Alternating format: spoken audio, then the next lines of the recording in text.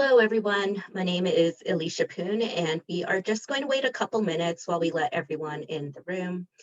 While we wait, I am just going to chatter on and share with you some of the exciting opportunities that we have going on at SAR.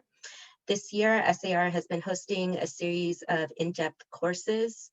And while the live versions of the courses are full, we are now offering the option to purchase the recorded sessions for $50. Happening right now, archaeologist Steve Luxon is leading a course on the archaeology of Chaco Canyon, and the full course will be available to watch soon.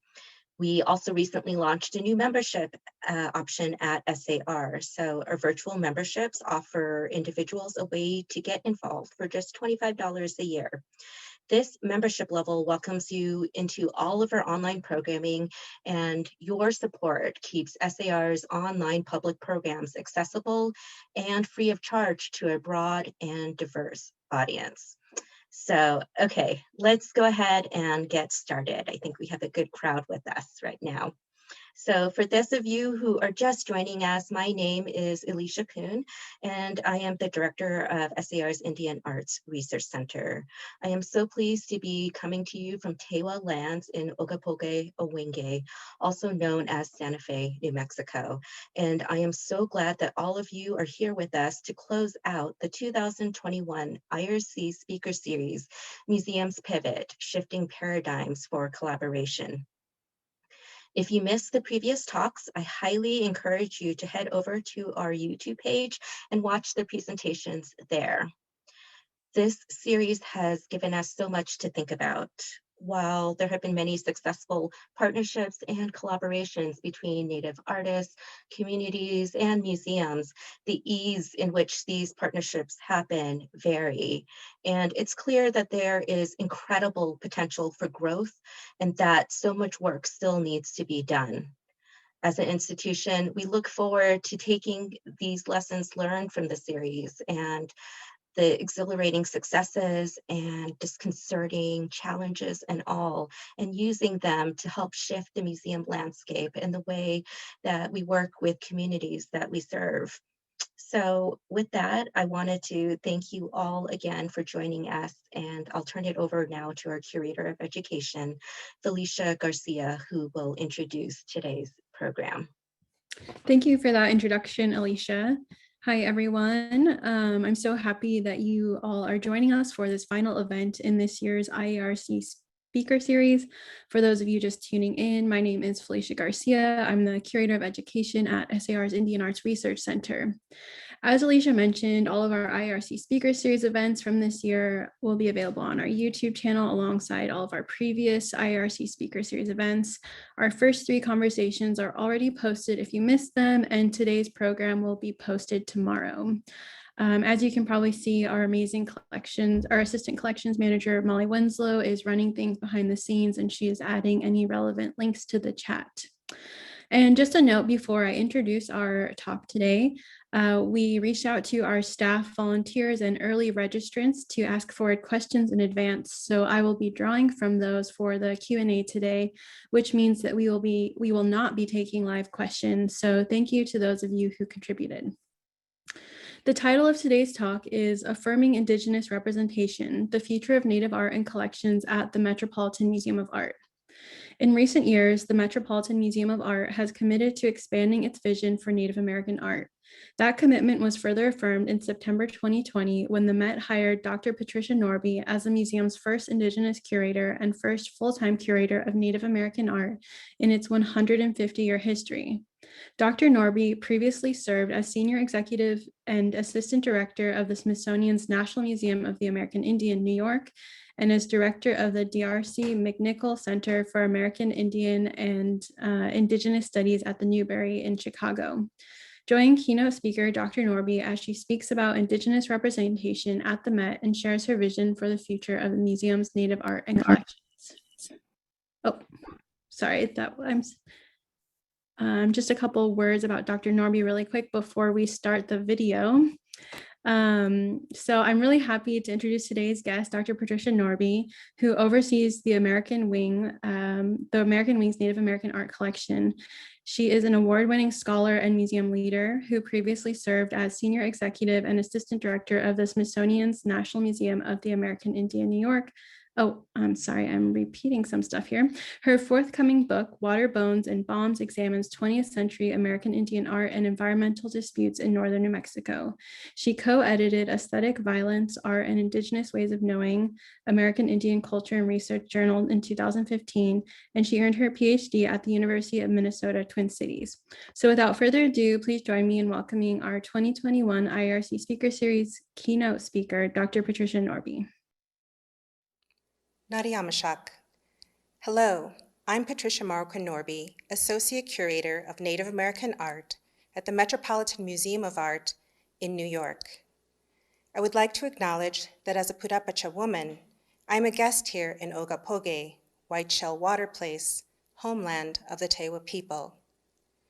I want to thank Felicia Garcia, Meredith Schweitzer, Melanie Matthews, and the School for Advanced Research team and Indian Arts Research Center for this opportunity to share about my scholarly and museum work, including new additions to the American Wings 2021 Art of Native America rotation, as well as new additions and current changes for the Native American and Indigenous aesthetic and ancestral items and their presentation and care at the Met.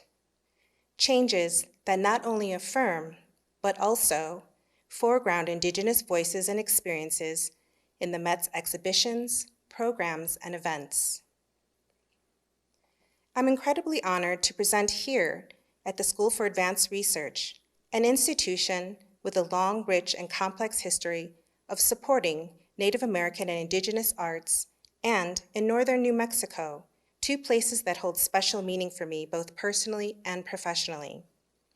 I began visiting northern New Mexico by writing my dissertation, Visual Violence in the Land of Enchantment, which was published online by the University of Minnesota in 2013. Since beginning that project, I've returned regularly to connect with local community members who've become dear friends and colleagues. I was delighted when Felicia Garcia shared the theme for this speaker series, Museums Pivot, Shifting Paradigms for Collaboration. As a number of my colleagues have already shared throughout this series, collaboration with source communities is key to Indigenous scholarship, museum, and curatorial work. And the Indian Arts Research Center is a leader in providing guidelines for respectful and productive collaboration with source communities. In my own archive and museum work, from my experience as a director of the D'Arcy McNickle Center for American Indian and Indigenous Studies at the Newberry in Chicago, to my time as senior executive and assistant director of the National Museum of the American Indian, New York, collaboration with local Native American and Indigenous communities has been tremendously positive and also challenging, but always eye and heart-opening.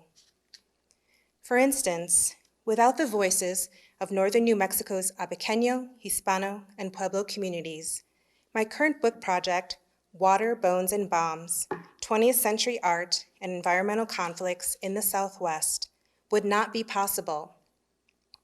And so I would like to take a moment to acknowledge the people who generously opened their doors, shared their time, and helped to guide me along the way. Dr. Patricia Trujillo, Dr. Matthew Martinez from Okeowinge. In Abuque, New Mexico, Isabel and Virgil Trujillo, Dexter Trujillo, Alice Garcia, and Sabra Moore. At San Ildefonso Pueblo, Kathy Sanchez, who in 2012 very generously invited me into her home, fed me, and talked with me for hours. Kathy, you are an amazing woman, and your advocacy for Indigenous women and environmental activism through Tewa Women United is commendable. At Cochiti Pueblo, thank you to Nellie Suina. Jason Garcia from Santa Clara Pueblo, who shared about his art and art-making processes. Malcolm E. Bright at the Center for Land Grant Studies for his guidance on New Mexico's land grant history. Also, the earlier work of the New Mexico Acequia Association for teaching about the preciousness and power of water, land, and querencia. At the University of New Mexico Center for Southwest Research, Samuel Cisneros and Chris Guerin. At the Institute for Pueblo Indian Studies, Amy Johnson. Here at the School for Advanced Research, I would like to acknowledge the earlier work of Cynthia Chavez Lamar, Laura Aliff, Brian Vayo, and James Brooks. At the Coast Center, my colleague Bruce Bernstein. The Georgia O'Keeffe Museum Research Center staff and director, Cody Hartley. And finally, I want to acknowledge the generosity of the following people who, during my writing and research process, took the time to share their knowledge and experiences, but have now walked on.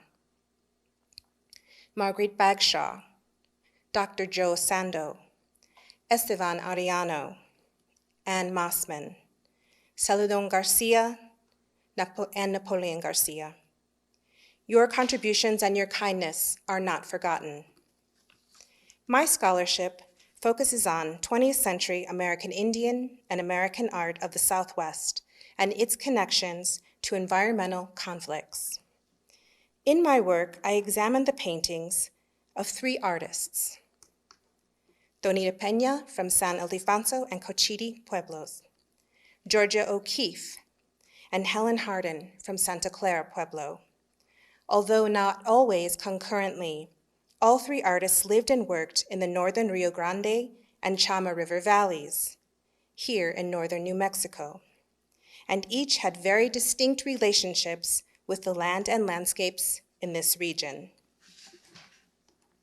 In my work, I investigate Tonita Peña's watercolor paintings and their material connections to 20th century water politics in northern New Mexico. I also expose connections between the painter and printmaker Helen Hardin's studio practices and art material and environmental toxin exposure related to nuclear weapons production at Los Alamos National Laboratory. Finally, I argue that Georgia O'Keeffe's Southwest images visually manifest intercultural tensions and are more politically charged than modern art histories and O'Keeffe biographies portray. My research approach includes American Indian law, New Mexican land grants, legal transcripts, local correspondence, and petitions. All of this to draw direct correlations between O'Keeffe's paintings and natural resource struggles. I underscore the politics behind modern American art narratives and demonstrate how 20th century American aesthetics, specifically in the Southwest, elided American Indian and Hispano perspectives and their contributions to modern American art. In this image is the 9,868-foot flat-top mountain Chiping, or Cerro Pedernal, which has always been sacred to northern New Mexico's indigenous communities. Chiping's history dates back centuries, and artifacts found on its slopes have been dated to 7,000 BC. Between 1936 and 58, O'Keeffe's claims to Chiping were documented in over 29 different paintings of the mountain. Her images depicted the mountain during all seasons, from numerous perspectives. So prevailing were the artist's verbal and visual claims to this landmark that between 1979 and 84, the National Park and U.S. Forest Services considered honoring the artist by renaming Chiping O'Keeffe Mountain. Local responses to the suggestion of renaming Cerro Pedernal were powerful. Abuque citizens protested by circulating a petition. Some wrote letters speaking out against the proposal. In March 1988, an article entitled "O'Keeffe Peak, We Hope Not" appeared in the History Society of New Mexico's La Crónica de Nuevo Mexico and challenged the need of mostly Euro-American non-locals to immortalize the artist by renaming the natural landmark. More community members banded together to form Los Vecinos del Cerro Pedernal. Statements from Los Vecinos affirmed their historical and spiritual connection to the mountain and also critiqued O'Keeffe and her fans. The petition read, "Long, long time ago, El Cerro Pedernal provided the resources for us to survive. It gave us flint so that we could have tools. It also provided us with water and land so that we could farm. The canyon lands that surround its base offered us protection, but more importantly, it gave us a sanctuary, a place of refuge, so that we could seek our own God. I share about my scholarship with you because Indigenous perspectives have greatly impacted my curatorial vision, my commitment to Native American and Indigenous sovereignty, and my goals of presenting Native art and its connections to local environments and Indigenous homelands, all values that are reflected in current changes at the Met and the American Wing's fresh approach to exhibiting Native American art. Consider, for instance, this Lenni Lenape, or Delaware, man's coat from 1840, made from tanned hide, cloth, and antique glass beads. On loan from Charles and Valerie Diker, the coat has been previously exhibited in other venues, including the National Museum of the American Indian and the Nelson Atkins Museum, and will be shown again in our upcoming Art of Native America rotation. The velvety softness of expertly tanned deerskin and intricate floral beadwork of this coat demonstrate Lenape women's artistry and technical skills. This coat features 6 layers of hand-cut fringe, a 3-tiered cape for warmth at the neck and shoulders, and an evenly gathered then stitched waist. All details of exceptional leatherwork. The balanced curvilinear beadwork, referencing local plants and landscapes in soft jewel tones, is classic 19th century Lenape. Sparkling bodily adornment and accoutrement signifies spiritual and physical health. Created with great care, this coat exemplifies ongoing Lenape aesthetic traditions, particularly when placed in conversation with this striking contemporary hand-beaded bandolier bag created by Lenape, Delaware community leader and artist, Joe Baker. This remarkable bandolier bag, with its bold design and striking palette, was intended as a personal tribute to a family member. Although the depiction of male and female cardinals is unique, the 2-needle applique stitch, balanced bilateral beadwork, and abstract floral motifs are all distinctly Lenni Lenape or Delaware. Created over extended time periods, bandolier bags require great patience and skill to complete. Often made for a specific wearer, every stitch becomes a diary, a material record of the maker's thoughts and good intentions. In this way, the bag holds memories and stories and carries them into the world. In addition to their rich aesthetic qualities, these items speak to family and community connection, Native American histories and sovereignty, and their connections to local environments. All values and themes that resonate with our most recent acquisition by the Seneca artist Marie Watt. Marie Watt's work is grounded in her matrilineal community and draws from biography, Iroquois feminism, and intergenerational teachings that intersect history, community, and storytelling. Often working collaboratively, Watt engages multi-generational exchanges to create diverse understandings and connectedness to place and to each other.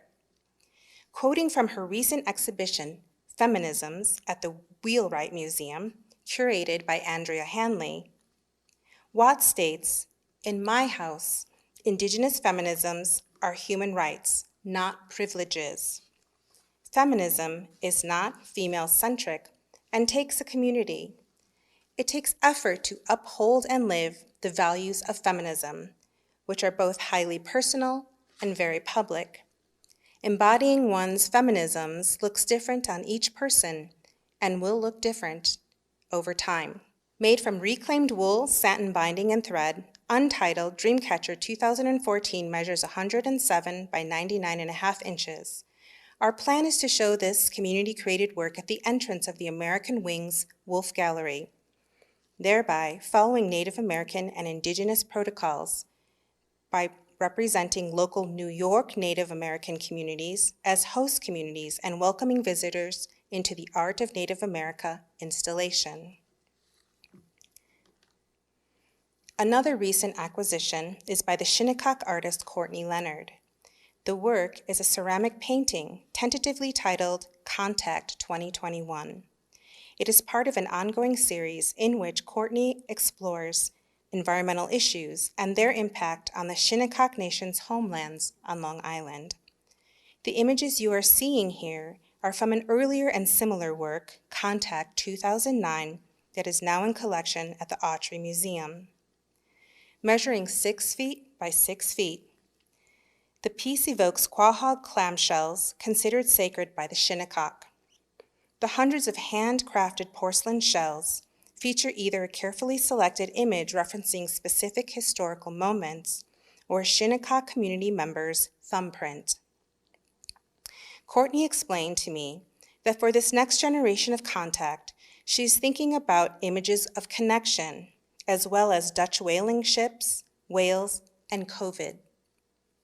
The individual thumbprints affirm the ongoing presence of Shinnecock people, and her intention with the tiny images is to draw in viewers to look more closely and contemplate the meanings behind them. The overall composition of the shell ties produces an image of New York land and water. I see both these works as a strong fit with the historical Native works already in our collection, and closely aligned with my curatorial vision of presenting Native American art along an aesthetic continuum, according to environmental kinships and concerns. But our changes at the Met go beyond our exhibition spaces and acquisitions. At the Met, we are currently working and collaborating with source communities, individual Indigenous artists and scholars, and community members, following their lead on how to best foreground Indigenous voices and experiences. Also, with the support of the Terra Foundation, we are working collaboratively with Indigenous scholars and curators, and currently hosting a curatorial convening which provides a safe space to discuss complex issues specific to working with Indigenous collections. We are also hosting virtual source community visits to our collections to learn about and to discuss culturally sensitive and NAGPRA relevant items. Another point I was invited to touch on today asks the question, what can we expect from American art museums during this time of rapid change? Although I'm a strong believer that one can never really know a museum or institution without working or being part of that institution, what I can tell you is that in the near future, we will begin witnessing a lot of soul searching and introspection from many museums and cultural institutions who are engaging in very necessary self-reflective work. Good intentions for reconfiguring art installations, updating outdated and problematic exhibitions, and more diverse expressions of American identities through stronger representations of marginalized communities, artists, and voices. Also, we will witness honest reckoning by many institutions finally owning their problematic histories of exclusionary and racist practices. While all these moments are very critical and necessary, it is my opinion that they must be matched by thoughtful and respectful collaboration with BIPOC communities, BIPOC hires, BIPOC advisory committees, and appointments of BIPOC community members to boards and trustee positions. Also, executive staff training and structural changes, what we now call DEIA, as well as implicit bias training and awareness building. However, all of these efforts must also be backed by square footage. Within non-Indigenous institutions, Indigenous art and culture that is appropriate for public viewing should be and needs to be exhibited in the most prominent gallery and exhibition spaces for its own artistic and aesthetic merit, according to Indigenous aesthetics and ways of knowing, not as props or as interventions within European and Euro-American galleries or as counterpoints to myopic exhibition narratives or collections, and not crammed into small or difficult to find exhibition spaces. As Indigenous curators and museum professionals, we can also augment these critical changes by engaging in some of our own efforts. For instance, honoring the small and the behind-the-scenes accomplishments in our field and among our colleagues, acknowledging everything from changing problematic language on exhibition labels, websites, and catalog entries, to reinstalling collections to highlight Indigenous perspectives, to even more respectful conversation, conservation, and care. Change does not only happen in the public-facing moments or big, sexy exhibitions. Some of the most critically important change happens behind the scenes. Every day, hard work by scores of Native and non-Native people who have dedicated their lives to the respectful care, support, presentation of Native American and Indigenous art collections. We can begin to ask ourselves, what would it look like for us to honestly acknowledge that the current museum culture promotes competition for grants, donors, and collections?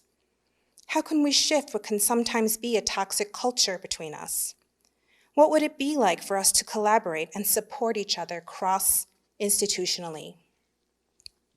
The recent convenings and symposiums of Native American Indigenous curators hosted by the Bard Graduate Center, the Met, and First American Art Magazine, and also the creation of social media groups by cohorts of Native American scholars and curators to provide support and encourage collegiality are all strong, effective examples of working collaboratively during this time. As someone who has been working in the Native American art field since the 1980s, my greatest respect has been for my Native American and Indigenous colleagues who do not succumb to the pressures to posture as experts on every subject in our field in order to benefit the fragility of an egocentric culture, but instead are comfortable with what they know and do not know. People who are confident exchanging knowledge, who actively make space for fellow Indigenous colleagues, who are empathic and understanding when mistakes are made, and are fine with stepping aside to allow others, particularly younger generations, to shine. And whether we choose to decolonize or indigenize, it's important to recognize that for these important processes to truly take root, we must honestly reckon with our own internalized biases and intercultural tensions. One of the most powerful moments to come out of the tragedies of this past year was witnessing the growth of Black and Indigenous alliances. I would like to see more alliance building regarding imposed national borders, specifically the settler-colonial US-Mexico border. It is now time to learn the names and recognize the distinct languages, culture, and sovereignty of our Indigenous relatives to the South. Recently, I was very moved by Robert Caldwell's Genealogy of the Map presentation here at SAR, and grateful to him for exposing the erasure of Indigenous communities south of the US-Mexico border, including my mother's community, the Purépecha, according to nationalistic and racist agendas. And finally, I'd like to close by sharing one last work that will be featured in the American Wing Gallery for our upcoming Art of Native America rotation. This hand-coiled ceramic whale tooth created by Courtney Leonard is layered with decaying blue Delftware patterns, scrimshaw decorations, and images of current events. It functions as both an environmental record and a cultural narrative. Drawing upon long-standing ceramic traditions of Northeastern Native American communities, Leonard underscores the challenges of shrinking coastal homelands and restricted access to oceanic waters and local marine life, environmental and cultural resources that continue to sustain the Shinnecock community. On the front, the artist references the recent reappearance of whales in a New York harbor during the quiet of this national pandemic. On verso, a tribute to the United States Secretary of the Interior, Deborah Haaland. The tooth will be shown in partnership with the American Wing's new in-gallery land and water acknowledgement, which demonstrates our institutional commitment to respectfully recognizing the original Native American and Indigenous communities and their kinship ties to the lands and waters of the New York region. It reads, "The American Wing acknowledges the sovereign Native American and Indigenous communities dispossessed of the lands and waters of this region. We affirm our intentions for ongoing relationships with contemporary Native American and Indigenous artists and the original communities whose ancestral and aesthetic items we care for. We understand that these items, vibrant expressions of Native sovereignty, identity, and connections to community and family, embody intergenerational and environmental knowledge, including origin stories, languages, songs, dances, and ties to homelands. We commit to pursuing continuous collaborations with Indigenous communities and present Native American art in a manner that is inclusive of Indigenous perspectives, involves guidance from source communities, and creates space for respectful listening and thoughtful dialogue. We will work to advance Indigenous experiences in the Met's exhibitions, collections, and programs. We will strengthen our awareness of historical and contemporary environmental issues in the New York region and throughout North America in order to thoughtfully reckon with our own institutional legacy and its impact on the lands, waters, and original peoples of New York. They are and will always be inextricable. Thank you. Wow, what a wonderful presentation. I'm looking forward to having conversation with Dr. Norby here with these great questions that folks sent us in advance. So I'd like to welcome Dr. Norby to come back on screen. Hello. Hi, Felicia. Thank you for that great presentation. It's always so awkward to see oneself on video, but I agree. I'm getting used to it in this new virtual era, but I thought your talk was very informative and it was fun that we got to host you on campus briefly. thank you. It was my pleasure. And thank you for having me. Well, we have, as I mentioned, we have our pre-populated questions that some of our staff, volunteers, and registrants sent in advance. So I will go ahead and share those with you. So this first one comes from one of our IARC interns, Emily Santana, and she would like to know, given your formal artistic training, how and why did you transition into the museum field? What were some of the challenges and joys that you encountered when moving into museum leadership and administration? Well, first I just want to say that my transition from fine arts to academia, then to museums, has always felt very natural to me. It's never really felt as if these are disparate practices. And so each field I felt has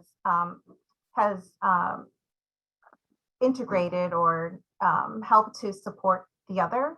And so it's never felt unusual or uncomfortable for me. And then I should say that it's really not unusual for Indigenous artists to wear many hats as scholars, as curators, and as community activists. So I would say my scholarship is very much grounded by my work with Indigenous communities, and then my scholarship and with Indigenous communities, and my scholarship foregrounds Indigenous voices and activism. So that's the root of my curatorial practice and also my personal professional commitment to Native American Indigenous sovereignty. So I really know of no other way to work. That's the way that I work. That's the way that I view things. And that's how I plan to move forward.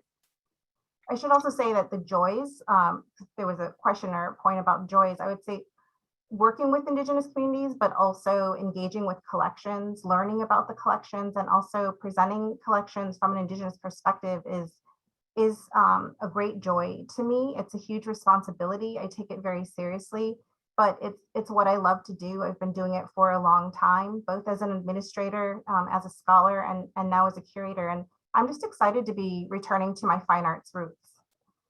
That's great, thank you. And just a follow up to that question, how do you see your work as a curator engaging with community activism? Well, again, my work as an artist, as a scholar, and also a curator, it's always been rooted in activism. So for instance, my forthcoming book through University of Nebraska Press, Water, Bones, and Bombs, it's really a study of 20th century Indigenous activism in the Southwest and a reflection of how Indigenous activism takes many forms. So politically or artistically, environmentally, and then also, you know, as an Indigenous woman, and I'm also a parent, you know, advocating for the needs of my family, my children, you learn very quickly that no one is going to advocate for you. You have to advocate for yourselves and for your family and for your communities. And so this personal experience has been really important to my work. I raised my family, my children in rural Midwest, and testified before the Wisconsin Supreme Court several times. And that was in regard to fighting race-based Indian logos and mascots in public schools, specifically the school which my children have attended. And so that's informed my practice, but also I come from a family of really strong women, matriarchal women. And so my personal experiences have always informed my professional life. Absolutely, that makes sense. We have another question from Dawn Biddison, who was an advanced registrant, and she would like to know if there are any plans to update collections records for Indigenous cultures. Yes, absolutely. We've already begun this work. We're making a lot of changes to our databases so they're reflected online. We're also changing labels regarding sensitive language and also, you know, really presenting the work from an Indigenous voice, not from this curatorial expert voice. So it's important work, but it takes time and it takes many conversations with my colleagues and also community members. So it's an ongoing process. It's not going to happen overnight. That makes sense. Thank you. We have another one from one of our docents, Gail Raycor. And you actually mentioned this collection a bit in your presentation, but Gail would like to know what you think of Tedco's donations over the decades to the collection. Gail says that she knew him and he lived here in Santa Fe so long. And the Coe Museum with more of his collection exists in town. And Gail says, thank you. Yeah, the Coe collection was accessioned here, I believe, in 2011. It included a number of gifts that were part of the Responsive Eye exhibition and also the 2003 publication.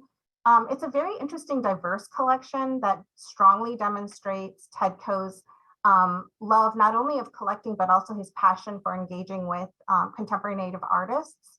But beyond building the collection, Coe was also very interested in the artists themselves and enjoyed visiting them regularly on an annual basis. And so I should explain that the Coe collection is one of our 3 major Native collections, and there are direct correlations between all 3 collections. So our other 2 collections are the Rockefeller and also the Charles and Valerie Diker collections, which most people are most familiar with because of the recent exhibitions for the Diker collections. But what's nice is the conversation that we're seeing between all 3 collections. So for instance, recently, we realized that we had Sister Chirimacha baskets by the same artist in the Coe collection, as well as one of our other collections. And so we've decided now to exhibit those baskets, or we like to call them sister baskets, together in our upcoming Art of Native America rotation, which actually that opens April 12th. I wanted to mention that. Great, I'm just writing the date down here so we can make sure to share with our community. So we're referring to it as our Art of Native America 2021 rotation for this ongoing installation, and that opens on the 12th. Great, thank you. It's so interesting to get some more insight into the collections, having visited the Met, so many times, and the work there is just beautiful. So thank you. Let's see, we have another question from John Boudreau, who is another event registrant, and he would like to know, what are the differences when exhibits of Native art collections are constructed by non-Native curators, which he understands is typical, versus when they are curated by the Native people whose members created the art? Well, there are many differences, and I don't think that we have the time to go into all of them, but what I would say is that the two that I'm most focused on right now are language, and then also respecting and presenting the collection items according to their connections with community and also intergenerational and ecological knowledge. As you heard in the presentation, I read our new land and water statement. And so presenting the work in regard to its ties and connections to the homelands of the source communities. And so I really, in this next rotation, it was really about creating a sense of balance, not about emphasizing divisions. And so I think that we've struck a balance. And yeah, I'm excited about that. Great. And then just to follow up to that, do you think it's important to work across departments and specialties in a museum context, especially in an institution as vast as the Met? Well, yes.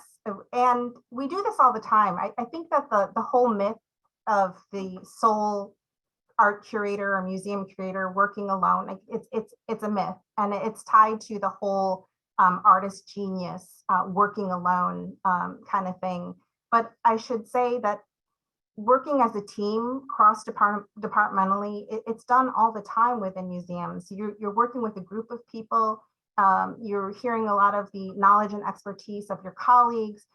You also working with Indigenous collections. You're working with Indigenous community members.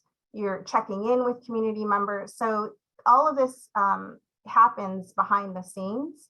And I just think that whole construct or narrative of the sole curator, like that's really an older model that's fading away in a lot of respects. And so the idea of working cross-departmentally is the newer model or fresh model that's up and coming, and also directly relates to our director, Max Holine's very strong vision for all of us here at the Met to work collaboratively across our curatorial departments. And so it's really creating a lot of very exciting projects and opportunities, potential ideas for collaboration. Wonderful. So this next question is about exhibits, and it really touches on one of the main themes of the overall series. So Susan Howard, who is one of our docents, says, big blockbusters are probably over. Now it's all about online programs, which can be different and perhaps include other mediums such as music, film, etc. So what are your thoughts on American Indigenous exhibits and virtual events going forward, and what form do you think those will take? Well, I have to disagree that big blockbuster exhibits are over. I just think that they're on pause at this moment. And I think that's a good thing. You know, community health and safety, that comes first. And so this is a good thing that we're slowing down and taking a pause from these, big exhibitions at this moment. But I would say that the heavy online activity has really opened up opportunities for engaging with longtime constituents and also new audiences. And so it's really opened up the doors for many levels of conversation. It's just exciting to be able to attend a program, one in California and the next day, one in Oklahoma, one on the East Coast. Like you can, in one weekend, you can attend many very diverse programs. And so I don't think that this digital format is going to go away once everything opens up again. What I think is going to happen, we're going to see a more blended format that allows for diverse audience engagement. Definitely. It's been so wonderful throughout this series to have guests from all over the country. And I think it's definitely opened up a lot of opportunities. So I agree. This next question is from our IRC director, Alicia Poon. She asks, what do you see as the Met's greatest assets and challenges in supporting Native voices, communities, and cultural belongings? Yeah, this is a tough question. The reality is the Met's greatest asset is also its greatest challenge. So, there's this amazing potential for the Met to create a greater awareness of the challenges that Native American Indigenous communities face. And the Met has a huge platform and an ability to reach a global audience. But with that also comes tremendous responsibility. And at a place as large as the Met, where multiple projects are happening all at once, part of the challenge is reaching out to communities in a more on the ground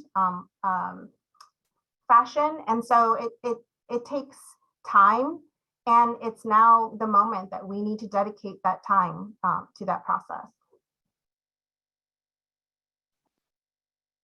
And this next question is related to the previous one, I think, but it's something that I know a lot of us are thinking about. So this one comes from SAR President Michael Brown. He asks, the new Indigenous museology questions the authority of curators, whether native or otherwise, in favor of the knowledge of descendant communities whose work is on display. Yet in many cases, members of these communities have little experience with the practical realities of museum exhibitions and the need to balance their preferences and those of the general public. So how do you propose we achieve this delicate balance? Well, this is a long-term commitment. And this is a great moment of self-reflection and change for a lot of museums, including the Met. Even institutions that are culturally specific are having to make changes. And I want to say that no one museum institution gets it right all the time. So we have to allow room for mistakes, but also understand that making these shifts takes time and collaboration, and also input from source communities. So striking this balance is, again, it's a long-term commitment, and it involves both community as well as institutional voice. Absolutely. Let's see, this is a good question from Robin Hoffman, who is a registrant. They would like to hear some more info about your career path, your education, how you became interested in the field, and how you came to this position for the Metropolitan Museum. Well, my love of museums actually started quite young. I grew up in Chicago, and so I grew up going to the Field Museum and also the Art Institute. I went to art school at the Art Institute for a time, and I just enjoyed being in museums. For me, I guess I'm a museum nerd in a lot of ways. I love it. I love the work, and it's just been a huge part of my life. But also, I would have to say that my shift from being, my training in fine arts actually happened in graduate school. And I had a lot of great colleagues and mentors along the way. And one of them was the Ho-Chunk sculptor, Truman Lowe. He was my teacher, he was my professor, he was also my mentor. And he was the one who actually brought me into the professional museum field as an intern many years ago. So, so the shift was gradual. It took a lot of time, and I'm happy. I love it. I love this work.